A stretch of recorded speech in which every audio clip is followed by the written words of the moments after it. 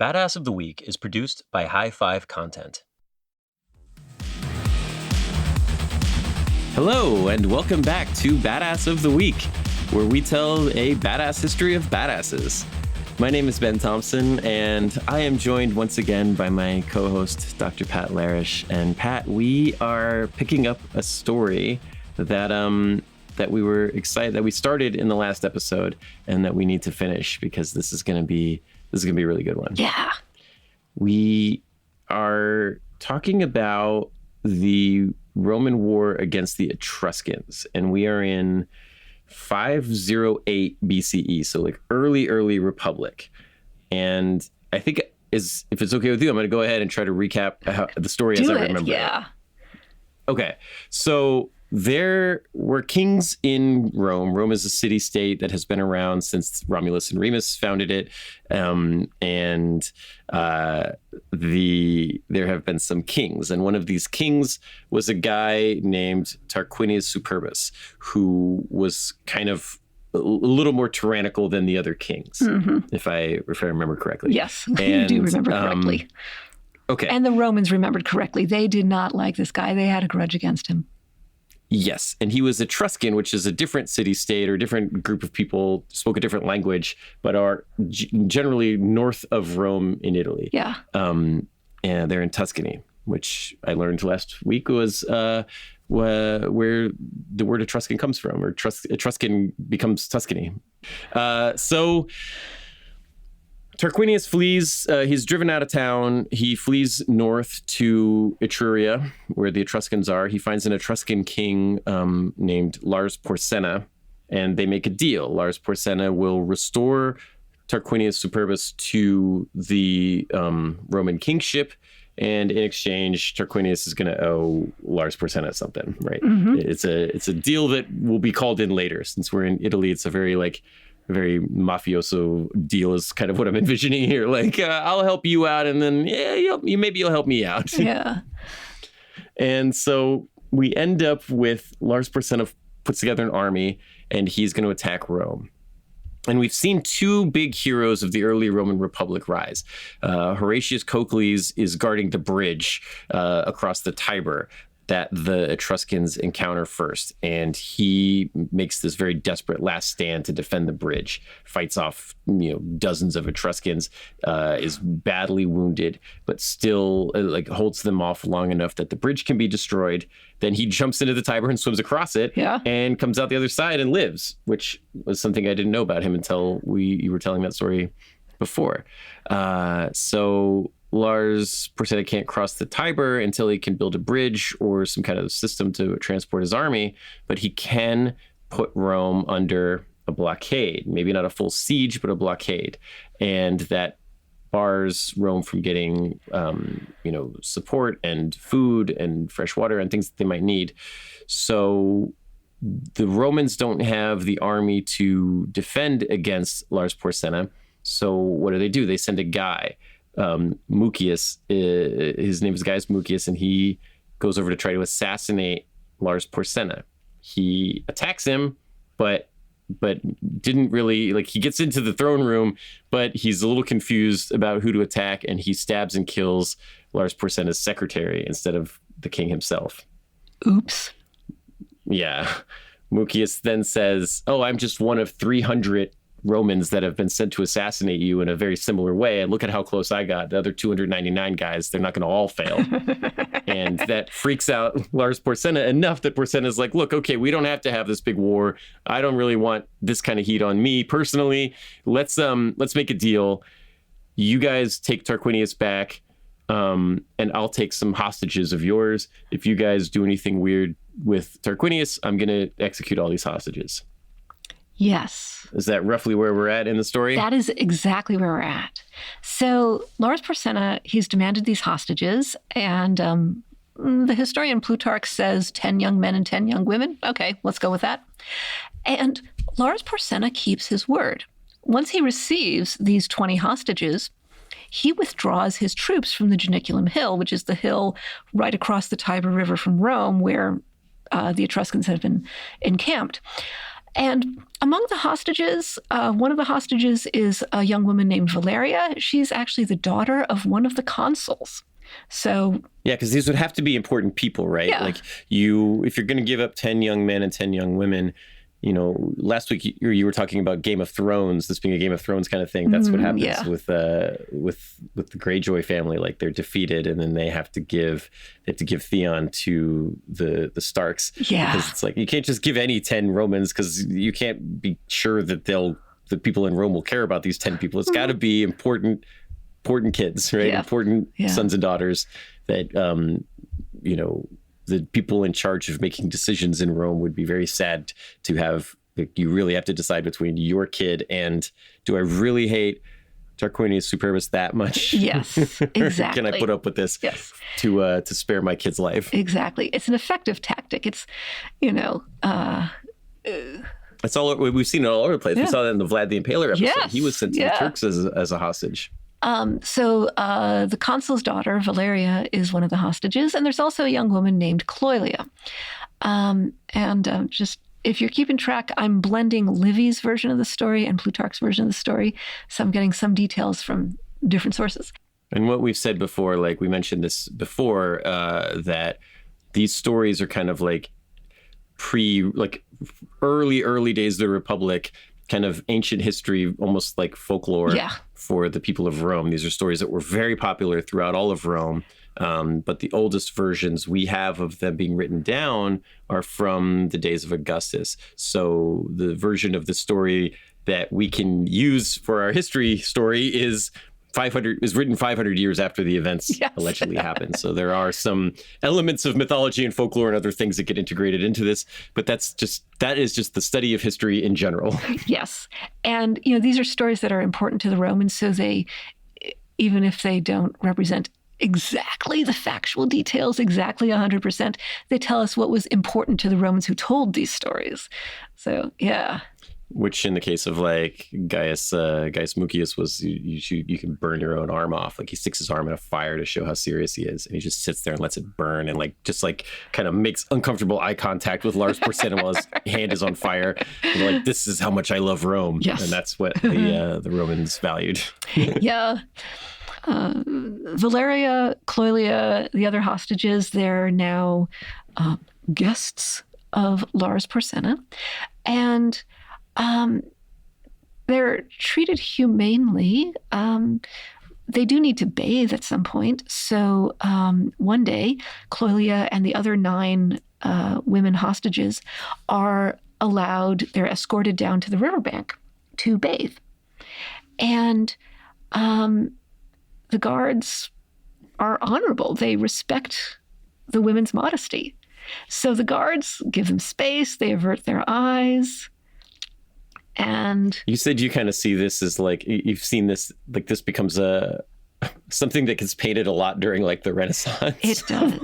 It does. Oh, these 10 young women went down to go go skinny dipping in the Tiber River, and all of the Etruscans were good. They didn't look, but I'm going to paint it. Yes. I'm going to paint it on the wall of this church. Yes. And the river, it's kind of turbulent, but still okay, safe enough to go in and, take a bath. And the guards are averting their eyes. Chloelia notices an opportunity. So she looks at her companions. She makes that gesture. She's like, okay, let's do this. The head nod. Yeah. And everyone's in. So Chloelia leads her fellow hostages. They jump into the river, currents and all, and they swim across to the other side.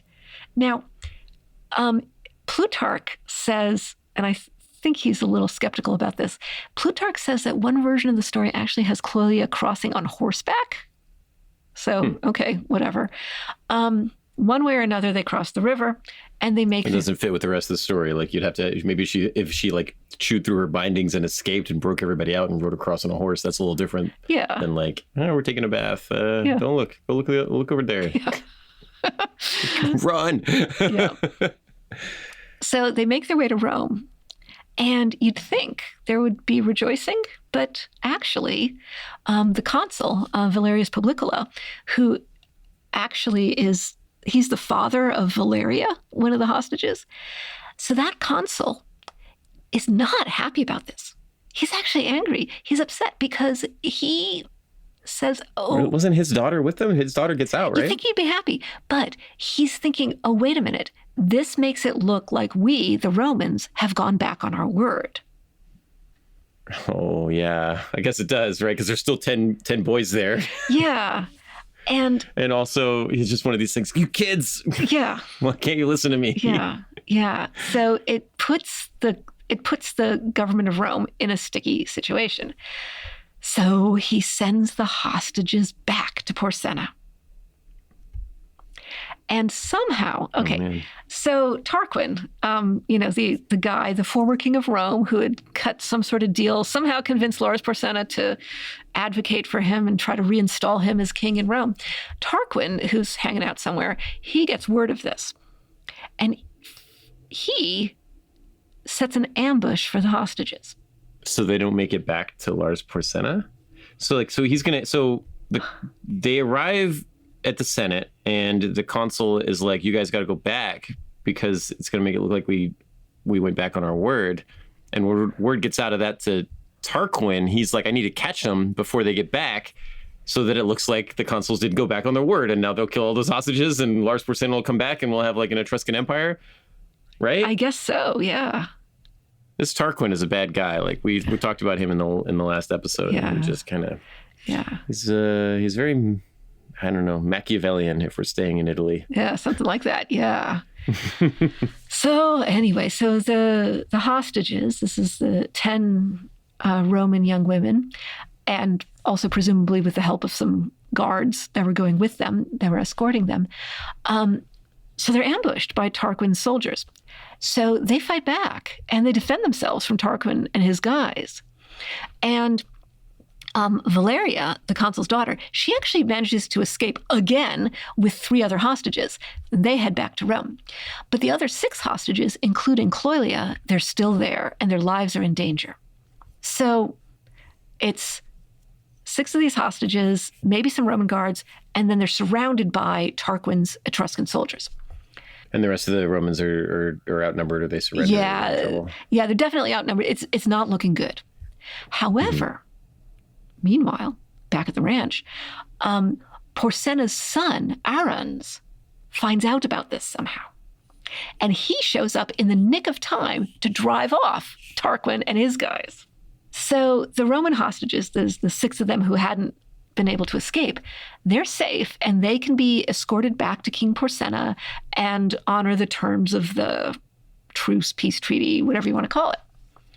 Was Tarquinius going to kill them? Maybe. Or was he just going to like waylay them? I don't know. I mean, certainly, I think the hostages probably worried that their lives were in danger. I don't know. Sure. Yeah. That's really interesting that there's this kind of, is this a rift between Tarquinius and Lars Porsenna, or is Lars's son Aruns, is he just like a noble guy, right? Shows up and is like, hey, what are you doing, right? They're coming back to us. Why are you attacking them? Because definitely Tarquinius is in the wrong here, right? Yeah. There's the thing of like, prisoners of war have, at least according to the Geneva Convention, prisoners of war have a responsibility to try to escape. Yeah. Ben, the Geneva Convention hadn't been invented yet. I don't even think Geneva had been invented yet. Well, I have to look that up, but I think maybe. Maybe there's some kind of mountain Swiss culture happening here, but yeah. Okay. So either way, like it's understandable that the hostages would want to escape, and then it's understandable, although like a little bit less understandable, that the consul would be like, no, you got to go back because this is the deal. We sent you there, you escaped, but like, we don't want you to escape. We want you to stay there so that the treaty stays in place. We have this ceasefire in place and we want to keep it that way. Yes. And then for Tarquin to show up and be like, I'll just kill them or capture them or mess this up. Let me mess up this treaty. I almost kind of like Lars Porsenna a little bit, because his kid's like, no, we can't do this. That's not right. Yeah. He drives off Tarquin and assumes control of the hostages, who are then brought before Lars Porsenna. So they're brought back. There's only 6 of them now, but they're back. Yes. So what about Chloelia? She was the leader here, and she was, responsible for the breakout. Uh-huh. She's she was fighting against Tarquinius's guys. Now she's being brought before the king. Yeah. Is she in trouble? What's going to happen? Well, I don't know. Yeah. So, if you remember back to Mucius, and Lars Porsena kind of praises his courage. Also, yes, is freaked out, but also praises his courage. That's not a fluke. That's in character for Lars Porsena. So he looks upon Chloelia with a gracious and beaming face and praises her courage. And according to Plutarch, at least, asks for one of his royal horses to be brought out, with all its gear on, and he gives the royal horse to Chloelia as a gift. And according to Livy, he also grants to Chloelia to take half of the remaining hostages with her, which would mean some of the young men. And so Chloelia is able to go back to Rome with some of the hostages, and sounds like things are okay with Lars Porsena. Like he's not holding this against the Romans. Yeah, this guy seems like a pretty level-headed person. Yeah. And this must be we were talking about Plutarch saying she crossed the Tiber on horseback. This must be that. If she gets an awesome horse that can swim across the Tiber River, that's a pretty good horse. Yeah. And she gets to take some hostages with her. So 3 escaped, and she gets to take half of the remaining ones. Yeah. And presumably takes them back to Rome, escapes him again. And this time the consuls can't send her back, right? Yeah, because it sounds like Lars Porsena is okay with this. I mean, he gives her a freaking horse. Mm-hmm. Yeah. That's pretty good. Yeah. And the story goes that the Romans put up a statue of her on horseback in Rome along the Sacred Way, which is a really prominent place. And I don't see a lot of equestrian statues of women at this time period. No. Plutarch says, maybe the statue was actually of Valeria. Okay, fine. But you don't see many equestrian statues. But Valeria also has an interesting story, right? Valeria also swam across the Tiber because it's dangerous. It's not like they jumped a creek, right? They swam across a big river. Yeah. And it being presumably they didn't think the Etruscans were looking at it, but I don't think they made it all the way to the other side without being noticed. Yeah. And there is this maybe you're going to die, right? Exactly, maybe you're going to get attacked. Maybe they're going to start shooting arrows at you and you're naked. That's I hate the idea of having to fight somebody when I'm naked. And so, Valeria has an interesting story too. She escapes that ambush. Yeah. I don't think she would be in the movie version of Chloelia. I think she'd be the secondary character. Exactly. Right? Yeah. And there's a statue, whether it's of Chloelia or Valeria, it's of a woman who is noted for her own courage, as opposed to just simply being, related to an important guy. So. Oh, I like that. Yeah, this is a badass of the week from ancient history that passes the Bechdel test. Yes. Although I feel like we got to get out of here before these guys kill us, is the conversation still about a man? I don't know. It's about your own safety. I don't know. Yes, I agree. I say it's fine. Yeah. I will argue that. Okay, and so she escapes, and she's got some hostages. Tarquinius Superbus is still hanging around, and we talked about this last week, but his name is, you pronounce it Superbus, like he's superb. But you said that means... It means arrogant, but I give you permission to pronounce it Superbus. I've only ever pronounced it as Superbus because that's how it's spelled, and I'd always just think that's the best epithet.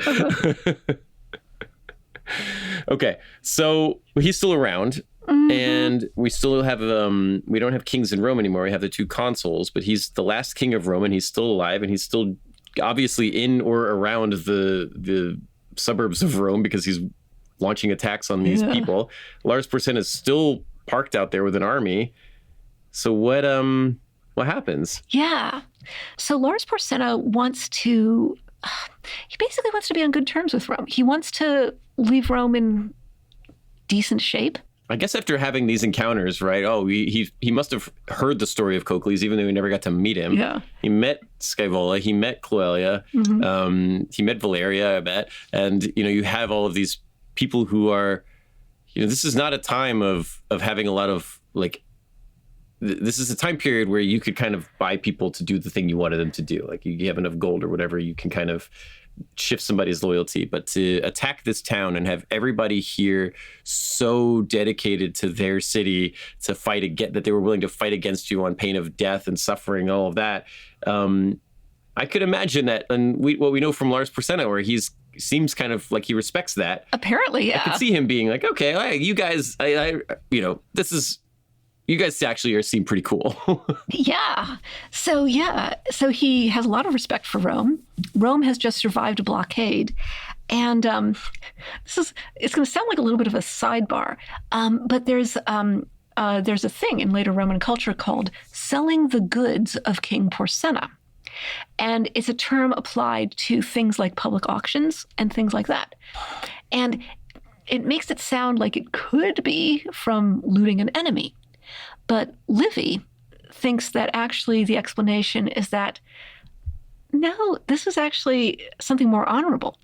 Porsena knew that the Romans were running low on supplies, so he offered provisions from Etruria, which was then as now a great area for agriculture. And so the goods, the provisions, to avoid just a stampede, the goods were sold, the provisions were sold in an organized way, and calling it selling the goods of King Porsena was maybe a way of acknowledging that he's doing his part to make good, and doing his part to, I don't know, kind of make restitution or maintain good relationships or something. Right. I blockaded you for an indeterminate amount of time. We don't know how long he was there for, but he was laying siege to Rome, and the Roman people were suffering. And for him to kind of, he sees the folklore version that we have of this is that he saw the character of the Roman people and was so impressed that he withdrew, and okay, well, I'll sell you, because he's still selling it, right? So I'm selling you my goods. I'm selling you the stuff that you need. I'll sell it back to you. I'm not going to just give it to you because that seems like me showing weakness, but I will sell you the things that you need. You're all suffering. Like, here, you can buy my stuff. I have it. Yeah. Let's all be friends. Yeah.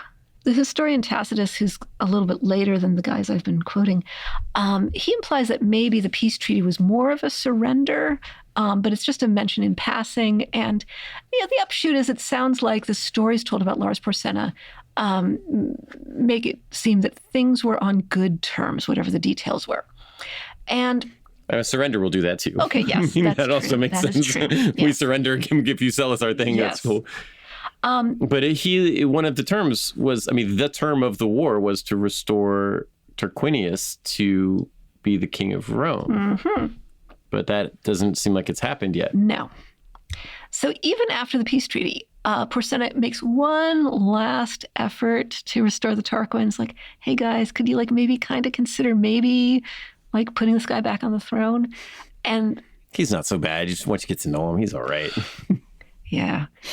And Rome, instead of waiting for the ambassadors to get to Rome, Rome sends senators out to Lars Porsena and the senators say, dude, sir, just drop it already. Okay, Rome, we think kindly of you, King Porsena. You've done so many nice things for us. You've behaved honorably. We want to stay on good terms with you. And if you keep pushing this would put us in the position of having to say no to you, and we don't want to say no to you. Well, they love each other. Yeah. Dude, you're cool. Yeah. You're fine. We like you. Everything's cool. We're totally cool. Just, you gotta stop it. Your friends gotta go. We're not gonna be friends anymore if you bring that guy around one more time. Yeah. And the Romans say, it's not just this guy, it's also kings in general. The Romans say that they would rather open their gates to an enemy than to a king. And this would mean the end of Rome's freedom and therefore of the city itself. And this is a city that Porsenna himself apparently said that he would like to see the city of Rome be safe. So, well, yes. So Porsenna is overcome by, Livy uses the word verecundia, which can mean anything from shame to shyness to modesty, maybe even respect. Anyway, he's verklempt. He's overcome by something. And whatever emotion it is. Is that where verklempt comes from? Verkündigung? Oh, no. I think verklempt is from Yiddish, which is from German. I'm just, and I'm not sure that verklempt is an appropriate translation. But he's overcome. He's overcome. And he drops the matter. So he says, okay, yes. Okay, Romans, clearly this is not negotiable for you. I respect that. I will stop bothering you about this. And then, because he's a smart guy, he goes to the Tarquins. And he says, look, I don't want to lead you on. I am not in a position to help you or advocate for you on this whole restore the Tarquins to the throne of Rome thing. Okay, so I'm cutting you off. And he tells the Tarquins also that they need to leave Clusium, his own city. And as a further goodwill gesture, that is goodwill to Rome, sounds like he's done with the Tarquins, Porsenna returns the remaining hostages, and he also, I mentioned this in passing way back, another one of the terms of the treaty was that Rome would give some territory to some Etruscans, and Lars Porsenna returns that territory to Rome. And if you're keeping score, it's land around the city of Veii. So that's that. That's how things end between Rome and Lars Porsenna. So they kind of have like an honorable, and that's it. Yeah. With Lars Porsenna. Now, he's not the only, there are other Etruscans out there. So. Right. And even Tarquinius Superbus isn't done yet. Like he attacks Rome again. He finds other Etruscans to help him. Yes. And he attacks Rome again. Yeah. In 496 BC, but he's defeated, and that's the end of him. Yes. Like he's like an old man at that point, and he tries one last time to retake it. And I think his own like relatives fight against him because they don't like him anymore. Sounds like a lot of people get fed up with him. Yeah, he doesn't really sound like a very likable guy. Yeah. Yeah. And so that's kind of the beginning of Roman independence from kings and the beginning of the Roman Republic. And the Roman Republic will soon become, one of the most powerful civilizations on earth. But if it's not for Lars Porsenna being kind of like a cool guy, kind of like an honorable king from history, because it feels like he could have crushed them if he wanted to. Yeah. That were forced Tarquinius on them, or had some kind of long, prolonged, bloody, brutal war that might have destroyed both civilizations. Instead, he kind of makes this honorable, cool decision, and they get along with each other, and the civilization survives and thrives and becomes truly historically extremely powerful. Yes. Yeah. Yeah. And the Etruscans, like I said, there was never a unified Etruria. There was never like a single unified Etruscan nation. And there were conflicts between Romans and specific Etruscan city-states. And then finally, the Etruscans are defeated or whatever, depending on who you ask, in 273 or 264 BCE. And it wasn't... So a couple hundred years after this. Yeah. And this wasn't really a focused program of, we have to defeat the Etruscans. It was more like specific individual conflicts here and there. The Etruscans become part of Roman civilization, and Etruscan people are still around. In the time of Augustus, one of Augustus's best friends is this guy named Maecenas, who is described as being descended from Etruscan aristocracy. He was a great patron of the arts. Yeah. I had a I have a friend, an Italian friend who lives in Umbria. Oh. And he says that the language there is like so different that whenever he goes to Rome, I was in Rome and he came down to visit me and we were hanging out there and he was like, everybody looks at me funny because I have this crazy accent because I'm Umbrian. And he doesn't refer to himself as Italian or anything. He's like, I'm Umbrian. Yeah. You know? Yeah. And so the Tuscans, I imagine, are kind of like that too a little bit. Yeah. But the Etruscan language does not survive. No, it does not. No, we have inscriptions from dedications in temples and in tombs and I think on some pottery. But yeah, the Etruscan language got taken over by Latin. Yeah. Yeah. And then Lars Porsena, he just kind of is a king and lives out his life. Yeah, and eventually he dies. And I didn't have time to look into this for real, but apparently his tomb is described in some sources as being this huge thing. It's a labyrinth underground, and then it's some sort of weird complex of like pyramids on top of pyramids with maybe a thing that looks like a sun hat with little bells around it. And the description in words is so over the top. And people in the early modern era to present, have tried to reconstruct it. And personally, I don't find any of them plausible. But if you Google Lars Porsena's tomb and do an image search, you'll see all of these totally wild reconstructions of like pointy pyramids upon pyramids. And it's just weird. It's just goofy. Wow. Yeah. I'm looking at this right now. I've never heard of this before. Porsena was buried below the city of Clusium, where he had built a square monument. Each side was 300 feet in length and 50 in height. I find that hard to Beneath believe. The base was a labyrinth. I find that hard to believe. But who knows? Maybe it refers to 5 pyramids, each on each corner, each 75 feet. Wow. Larger. I'm looking at these pictures and this is incredible. This 200-meter high structure that was allegedly destroyed by Sulla in 89 BCE. This is wild. I suspect there's a bit of exaggeration or misunderstanding or something going on, but it's cool to look at the images of how people think it might have looked. There's like artwork in here of him like fighting hydras and stuff. Sure, why not? Wow, so Lars Porsena is more badass than we might have given him credit for. Yeah, even without the tomb. Yeah, no kidding. So, all right, that is our story of Rome battling against the Etruscans. We have some big Roman heroes. We have a couple of Etruscan heroes in there. Yeah. And at the end of the day, we have the beginnings of what would become the Roman civilization. Yeah. And like you said, I think the big takeaway here is not necessarily like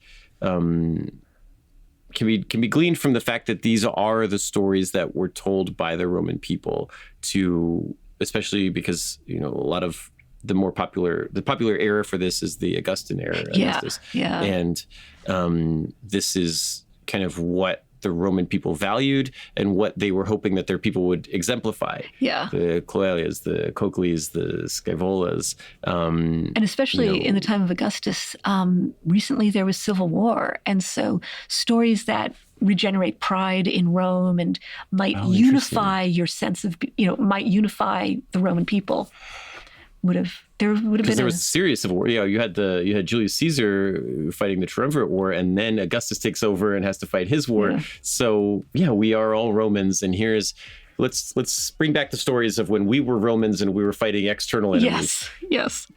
Yeah. And we were also we loved Rome so much we were willing to do all this crazy stuff for it. Yes. There's a lot of swimming the Tiber in these stories. I wonder if there's some kind of symbolism to that.